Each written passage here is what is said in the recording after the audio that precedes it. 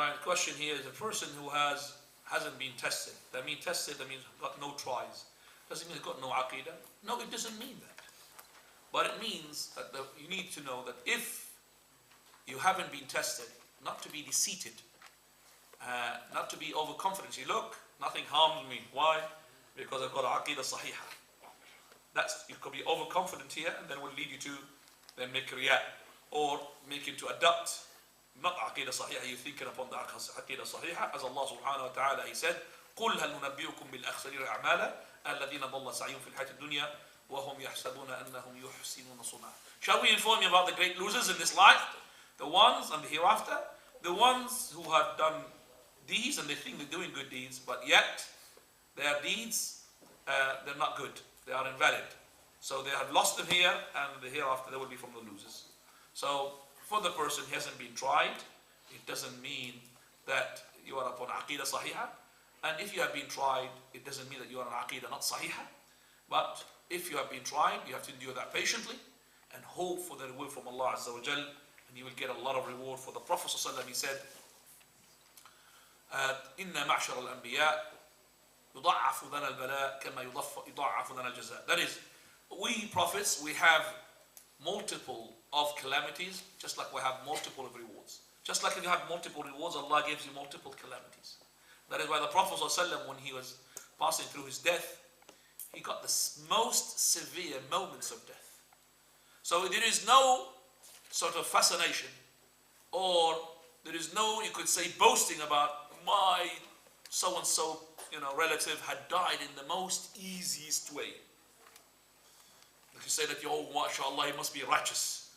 Well, if it is the case, then the Prophet ﷺ is not righteous. Because the Prophet of Allah, he had died in the most sort of, you could say, harmful way.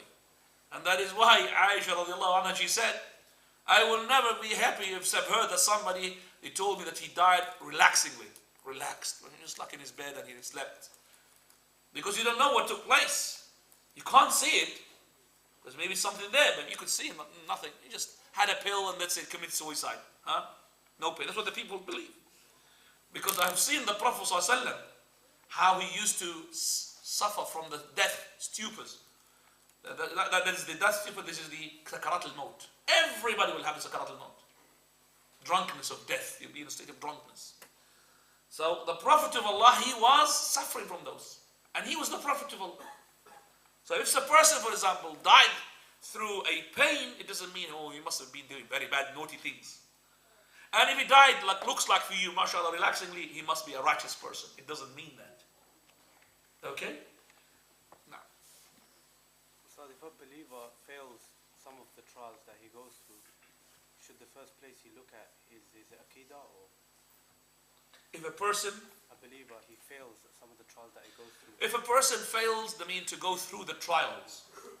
That means the trial, when they struck him, it had shook him so much that it deviated him. It must be his aqeedah is not correct, is not firm. One of these aqeedah that makes him firm, that is at-tawakkul ala Allah, depend upon Allah Azza wa Jalla, to put my trust in Allah. So his tawakkul is not strong enough. And that is why, as soon as he, for example, struck by loss of property or loss of money, no tawakkul ala Allah. His tawakkul upon the asbab. That the more harder he does, the more money he gets. So he is now leaving Allah Azza wa Jal, and he depending upon his effort. And he doesn't know that all whatever he gets is from the virtues and the excellences and gratitude of Allah Azza wa Jal, not from himself, on his own. So this person, he has something wrong in his aqeedah.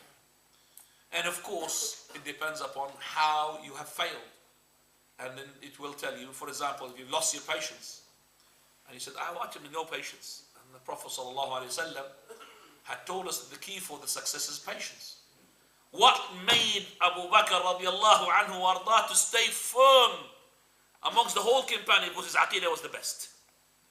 When the Prophet of Allah died, and by the way, the Prophet of Allah, when he died, it was the biggest calamities of all.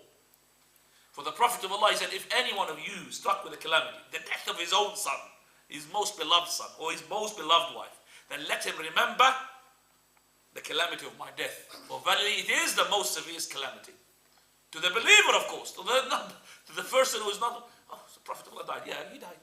But a believer, he knows that the death of the Prophet of Allah, it means the beginning of fitna. Because the Messenger of Allah, he said, "Man naja min thalath faqad naja." He who is being saved from three things is being saved. Man naja min mawti. He who is being saved from the moment of my death, he had saved. He had been got salvation. And that is why when the Prophet of Allah died, some of the companions started saying, no, he did not die. Even Umar al-Khattab, he said, no, he just went to his Lord. He's going to come back and kill all these hypocrites. And if I hear somebody who's saying that he's dead, I'm going to kill him. I'll strike him. Everybody's scared to say that he's dead. Umar al-Khattab is dead. And he was saying in the masjid, he can't hold himself because the Prophet of Allah died. And then Abu Bakr comes and he sees Umar al-Khattab radiallahu anhu shouting. He leaves him. He goes inside and he sees him. And he says, "Ma atyabaka mayyitan wa hayya." What tayyib you are. Whether you are dead or alive, ma atyabak. Then he kisses him between his eyes and he covers him. And he goes to the masjid. Umar al-Khattab is still saying, "Wallahi, if I heard anybody saying that he's died, I'm going to strike his legs." Prophet Abu Bakr did not even pay attention to him. He went straight away to the pulpit, ascended the pulpit, and then he addressed the people. من كان يعبد محمدا فإن محمدا قد مات ومن كان يعبد الله فإن الله حي لا يموت. He who worshipped Muhammad had died. Your God had died. And he who worships Allah, Allah does not die.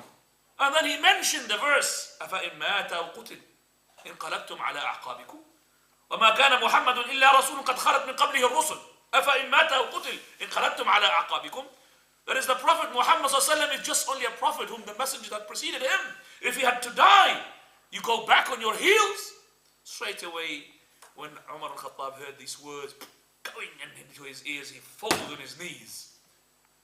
He called himself. He calmed himself. And we have to excuse the companions. It's their prophet. It's their prophet sallallahu alaihi wasallam. Second one, the person who had got salvation if he passes through the time of the Dajjal. As soon as he passes through the Dajjal, Isa alayhi salam will come and tell you where is your rank in paradise. Let me just give it as a way of simplifying. He will give you your postcode, your GPS code in paradise, where you're going to be there. Straight away, as soon as you get the salvation of the Dajjal, you are in paradise. He'll give you where your house is in paradise. He will give you the rank, level. And the third one is that the death and the killing of Uthman radiallahu anhu. Because of the killing of Uthman, took place, it was the first fitna that took place after the death and the killing of Umar al-Khattab radiallahu anhu. If you have gone through this, alhamdulillah, then you got salvation. So the person who is struck with a calamity, remember that the biggest calamity is the death of the Prophet of Allah. Nothing bigger than that.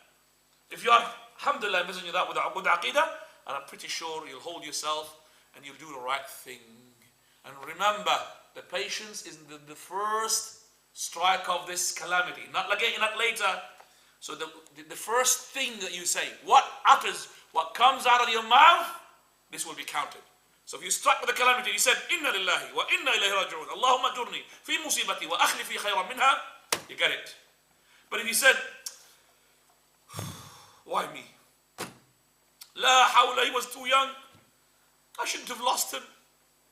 And then you remembered that's different. Because there was a woman whom her son had died. Prophet ﷺ passed by her. She didn't know the Messenger of Allah. He said to her, Isbiri, be patient. She said, Ilayka anni, go away. You don't know what happened to me. She didn't know the Prophet ﷺ. Go away, you don't know what happened to me. The Prophet ﷺ left. And he went to his house. That's in Medina. Then the people told her, there was the Prophet of Allah. It's just like death came onto her. They forgot about the son. She had done something major. So she went to the Prophet ﷺ inside the house straight away, because there is no secretaries, there's no guards, there's nothing. Straight away to the house of the Prophet, who's the head of the state. Straight away goes inside. Messenger of Allah, I didn't know what. He said, إِنَّمَا الصَّبْرُ فِي أَوَّلِ الصَّدْمَةِ. Verily, the patience in the beginning of the calamity. That means you have said something, you shouldn't have said it. Now you are saying it, you want to regret. But إنما الصبر في أول الصدمة. When you start with the calamity, you say these words, and Allah Azza wa Jal will bestow you something and exchange you something better, inshallah.